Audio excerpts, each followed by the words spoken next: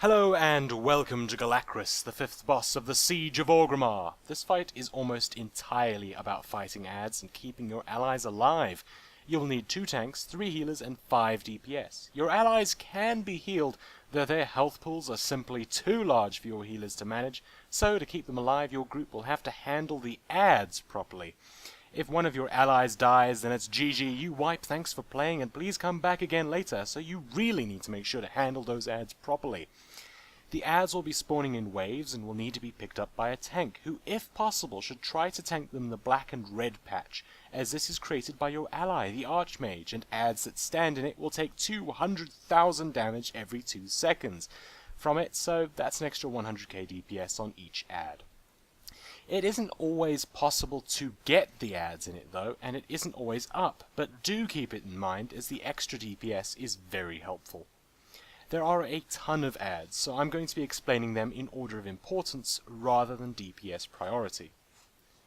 Dragonmaw Bone Crushers will use Fracture, where they charge to one of your NPC allies and start channeling an attack dealing 10% of their health in damage per second. This needs to be interrupted right away. Spellcast interrupts like Mind Freeze or Rebuke won't work here, so in order to interrupt this, you will need to use stuns or knockbacks or death grips once it's started to channel. If you try to interrupt it before the channel actually starts, they will just use it again once they come out of the stun. So it needs to be interrupted while it's channeling. The sooner, the better. Making sure to keep this ability from hurting your allies is essential to this fight, seeing as healers really cannot out-heal this at all. Lorthamar likes to be in the melee pile, so it can be very difficult to see, but it still needs to be interrupted right away. So use those stuns and knockbacks. You will want to use your rebukes and mind freezes for the tidal shamans, as they need to be interrupted constantly. They will use Tidal Wave, which will summon a massive wave that deals damage to your group. Avoiding it isn't really an option, so just make sure to interrupt it. They will also cast heals, which need to be interrupted, or it will heal the adds for a huge amount. They plop down healing tide totems, which need to be nuked down right away. They don't have much health, and they heal for an insane amount. Flag bearers will plop down banners that buff the adds with damage and casting speed. These banners need to be swapped to and killed instantly, and the adds should probably be stunned if possible, because while that banner is up, they will hit stupidly hard. Flame slingers don't need to be tanked and just plop tiny fire puddles underneath random players, which they should get out of because it hurts.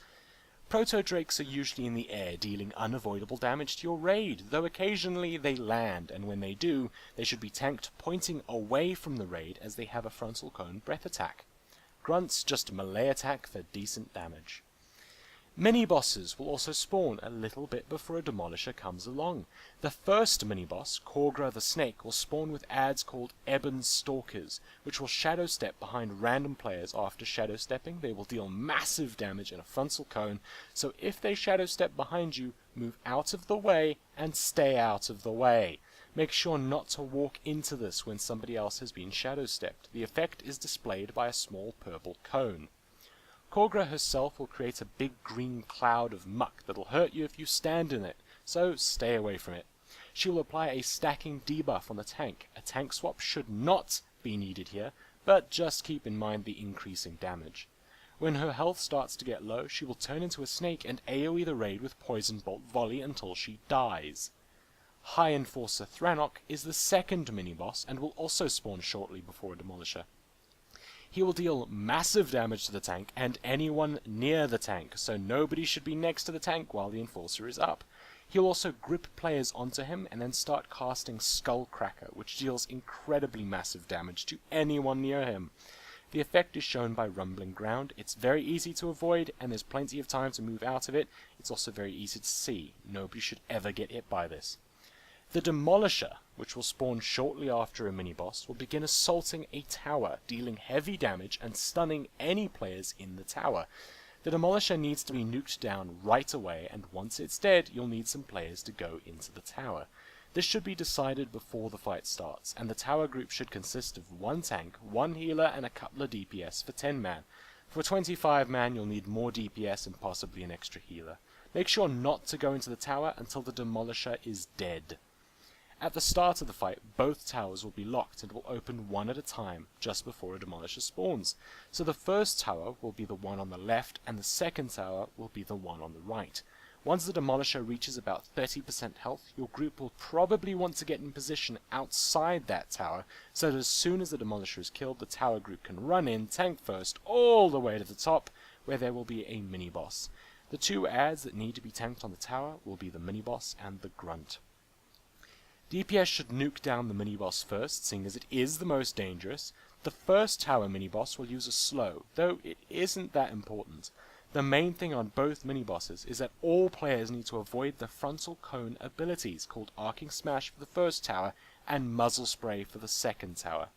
This effect looks like a cloud of dust and is relatively hard to see, but absolutely must be avoided or it will knock the players off the tower, dealing damage and then making them take fall damage. Healers on the tower should keep everyone topped off to help them survive this if they get hit. There's a coiled up rope that can be clicked. Once clicked, there will be a rope hanging off the side of the tower which can be clicked by somebody at the bottom to quickly reach the top, making it faster and easier to reach the top of the tower, so just click it when you reach the top. A tanking tip for the first tower: move the mini-boss away from the center, as he will have to move back to the center to begin his series of AoE knockback moves, making it easy to see when this will begin. This can't really be done with the second boss, seeing as she casts and cannot be interrupted. Once all the adds are dead, somebody can jump into the cannon and begin shooting all the proto-drakes. This will really help to reduce the raid damage. Once somebody is in the cannon, the rest of the group can jump off the tower and resume the fight on the ground. You will take fall damage from jumping off, so if you're on low health you may want to take the stairs. If you cannot get into the cannon, then there is probably still an add up somewhere in the tower.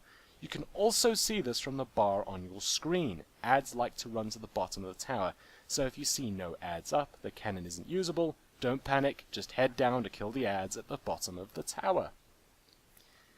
Just before the second tower is cleared, one player should go across to the first tower cannon.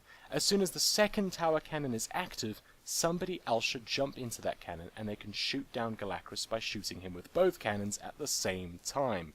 You may want to time it so that Galakras comes down when the adds have been cleared up a bit.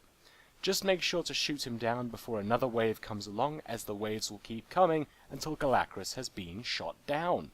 When Galakras lands, tanks should pick him up and tank him facing away from the raid, with everyone else stacked up together behind the boss. All remaining adds should be cleared up and then the boss should be nuked down. This is the time to use Bloodlust and other big cooldowns.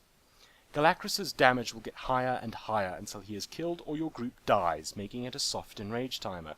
Random players will get targeted by Flames of Galakrond, which is a big ball of fire connected to a player by a line. When the player is targeted, they should run away and drag the ball through the group before letting it hit them, as the damage of the ball of fire is reduced for every player it's dragged through. Having the ball dragged through the group will also put a stacking debuff on them, so you may want 1 or 2 players to get out of the stack at a time to reset the stacks of the debuff. Tanks, to reset your stacks, just move to the side of the boss while the other tank takes the boss until it falls off. The boss will also be dealing unavoidable AoE damage and gaining a stacking buff increasing his fire damage. All players should be using defensive cooldowns, and healers will also need to use their healing cooldowns. The damage gets really insane, so you'll need basically everything ready to kill this. So basically, stun, knockback, or death grip bone crushers when they use fracture. Kill the healing totems and the banners, interrupt the shamans, and try to tank the adds in your allies' flame strike. Don't stand in purple cones, green clouds of ick, fire, rumbly ground, or dust. Kill demolishers, and then tower groups go into the towers to kill adds and hop into the cannon to kill the dragons in the sky. Shoot Galakras with both cannons at the same time, tank him facing away from the raid with everyone else stacked up behind him. Use Bloodlust and lots of cooldowns to kill it and get tons of loot. And that's it for Galakras. I hope you found this guide helpful, and if you did, please click that like button and of course subscribe for more videos. Good luck and have fun. If you think that this fight has too many adds, you'll be glad to know that the next fight doesn't really have any adds. It sort of has bouncing castle things. Yeah, it's really fun, especially for tanks.